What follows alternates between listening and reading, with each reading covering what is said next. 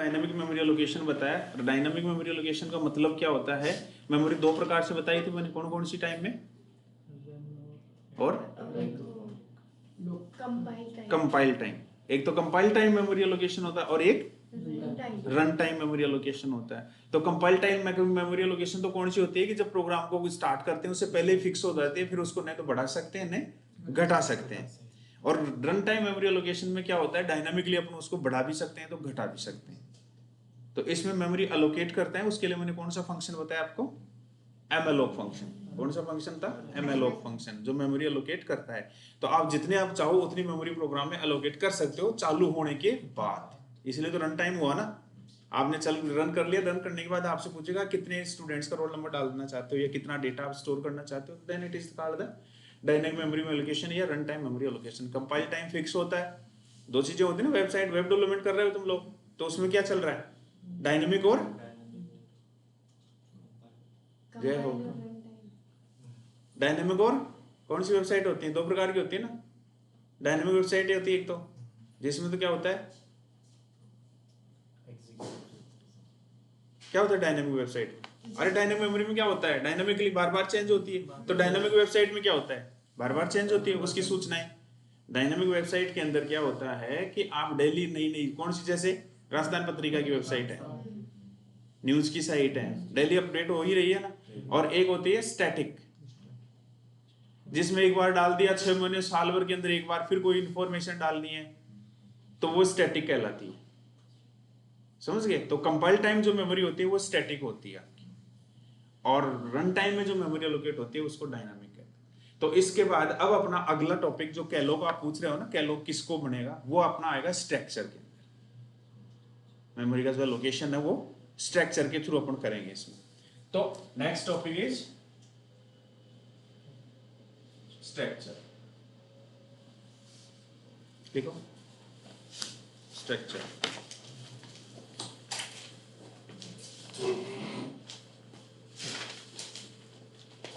by the structure we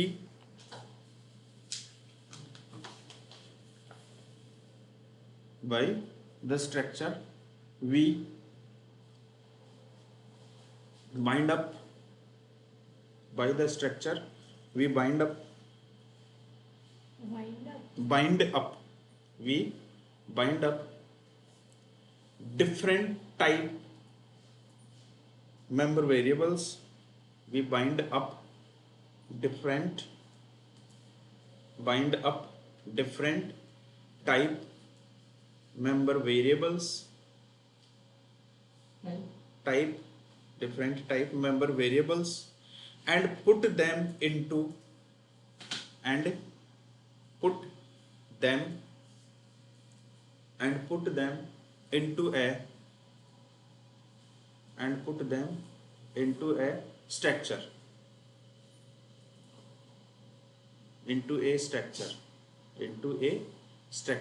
so full stop के बाद so anyone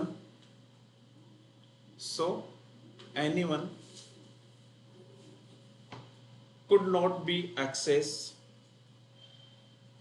anyone could not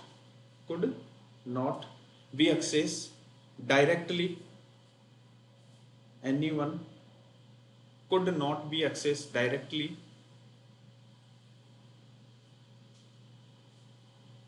its member variables, या directly its members या member variables, its members oblique member variables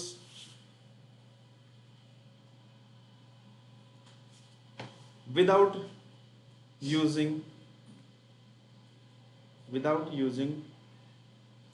its object,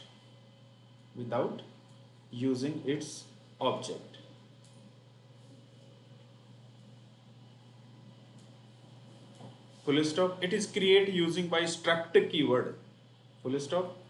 It is create using by struct, struct keyword,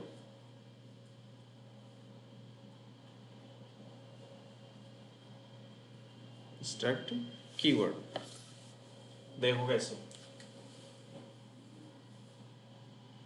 struct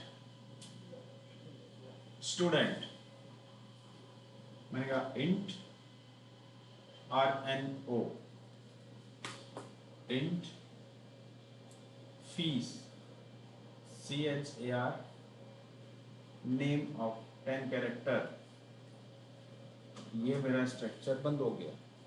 यहां पे मैंने इसका एक object बना दिया ST, और ये स्ट्रक्चर अब बंद हो गया।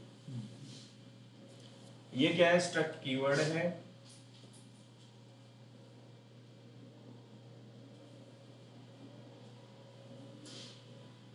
और ये क्या है? STRUCTURE, structure name. जैसे अपन वेरिएबल का नेम डिक्लेयर करते हैं ना, ऐसे स्ट्रक्चर का नाम हो गया। और ये क्या है? मेंबर, मेंबर वेरिएबल्स, स्ट्रक्चर के मेंबर वेरिएबल्स जो अलग अलग टाइप के।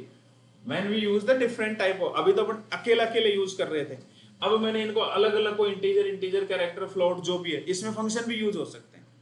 इसमें आप चाहो तो यहाँ फंक्शन बना लो तो वो मेंबर फंक्शंस कहलाएंगे। तो ये सारे के सारे मेंबर वेरिएबल्स जिनको मैंने एक स्ट्रक्चर के अंदर पुट कर दिया। एनीवन कैन नॉट एक्सेस, अगर मैं यहाँ पे void main और मैं यहाँ करता हूँ RNO is equals to 201, it is not possible because it is not a local variable and we cannot access structure का जो मेंबर है ना, उसको उसके बिना, उसके ऑब्जेक्ट के बिना एक्सेस नहीं कर सकते। तो ये जो है, दिस इज कॉल्ड द, क्या कहते हैं इसको? क्या मैंने क्या बताया था? Object of structure student, object of structure student का ऑब्जेक्ट है ये। So by this we can call st.rno equals to 201, it is done. ये चलेगा। तो ये एक ब्लॉक स्ट्रक्चर, क्या ये जो ऑब्जेक्ट बनाना, ये क्या बन गया? एक ऐसा ब्लॉक बना आपके पास st वेरिएबल। देखो आपने कहा RNO, मेमोरी में क्या बना? 2 बाइट या 4 बाइट, ये बनता था, ये बताया मैंने। लेकिन अब क्या है? ST ऑब्जेक्ट है, तो क्या साइज है?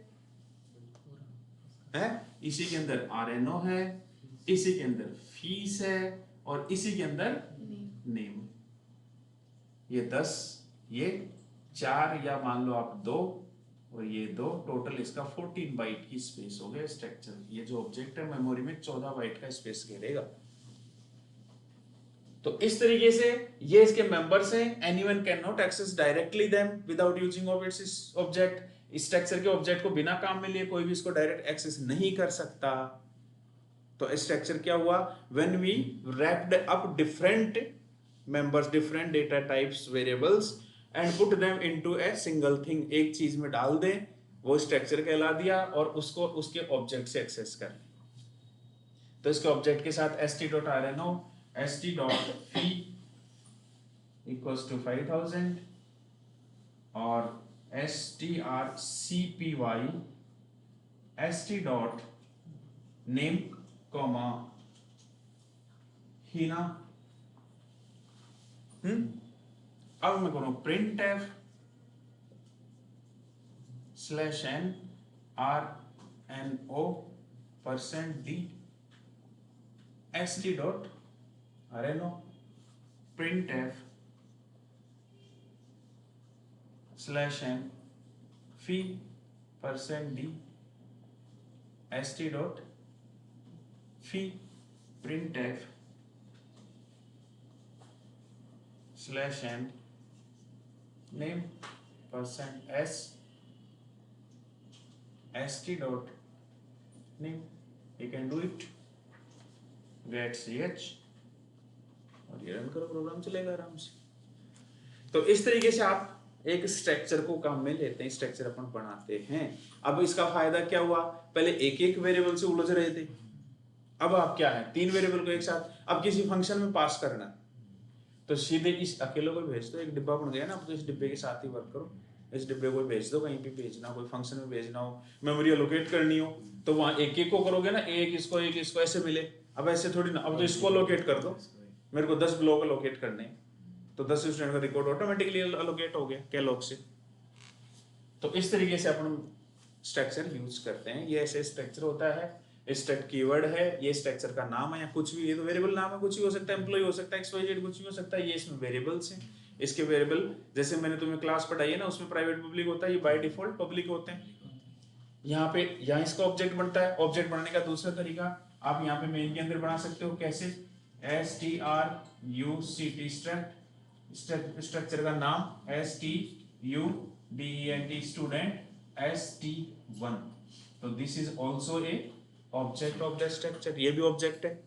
अब दो स्टूडेंट का डेटा डाल दो, ST1 डॉट ये, ST1 डॉट ये, ST2 डॉट, ऐसे कितने भी बना लो। जितने ऑब्जेक्ट बन गए उतने मेंबर हो गए, स्टूडेंट हो गए।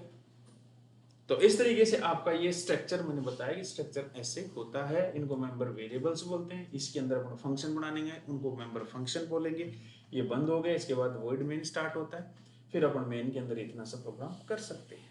मेन में अपन 4 लाइन भी कर सकते हैं। ये जो आउटपुट है ना, और ये इनपुट है, मैंने एक इनपुट फंक्शन बनाया, एक आउटपुट फंक्शन बनाया। मैंने कहा ST डॉट इनपुट और ST डॉट आउटपुट। मेन के अंदर 3 ही लाइन आपकी हुई। तो इसलिए आपका ये स्ट्रक्चर पूरे बंडल का डेटा, मतलब डेटा जिसके अंदर अपन बोलते हैं हायरार्की ऑफ डेटा में चलना चाहिए। तो ये इस तरीके से अपन इसमें ये मेन से पहले लिखना है, जो ये मेन से पहले हैश इंक्लूड ऊपर आएगा, उससे पहले आप, फिर उसके बाद ये आएगा, और फिर इसके बाद नहीं, इसमें आप भी एमएलओ यूज ही नहीं कर रहे थे, क्यों करें? अपन यूज ही नहीं कर रहे ना। कैलॉग में कहाँ पढ़ा रहा हूँ? कैलॉग थोड़े तो स्ट्रक्चर पढ़ा रहा हूँ। तो इस तरीके से ये स्ट्रक्चर हुआ। यहाँ पे वर्ड में, यहाँ पे आपने ये तो करना नहीं, ये किया, ये डायरेक्ट ऐसे में डल गई वैल्यू। अब इसमें मैंने फंक्शन लिया strcpy, तो क्या यूज करना पड़ेगा? string.h। string.h आपको लेनी पड़ेगी। string.h लेकर के फिर आप इसको रन कर देना, चल जाएगा आराम से। क्लियर? नोट डाउन करो उसको।